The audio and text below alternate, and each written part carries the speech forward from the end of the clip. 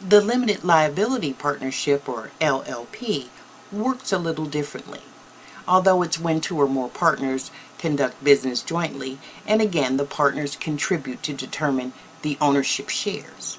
It adds protection because it too separates and protects your personal assets.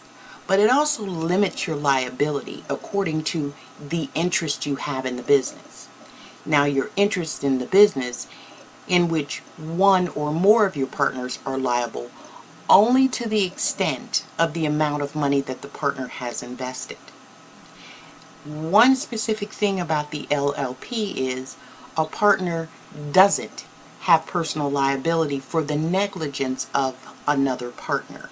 So, if there's three or four partners in a business, one partner is negligent, all partners are not liable for one partner's actions. This is a significant difference in the LLP.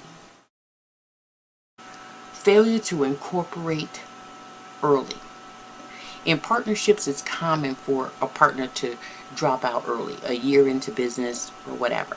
They drop out early. However, if you decide to go public in the future, your business is doing great, a partner could return demanding some equity because they were one of the original founders. And this could be avoided had you incorporated early, issued shares to the founders. Then at the time that that partner dropped out, did they still hold those shares? Did they sell those shares? It would have been resolved at the point that the partners dropped out. So this is one of the reasons why some businesses fail, because something like that could be crippling.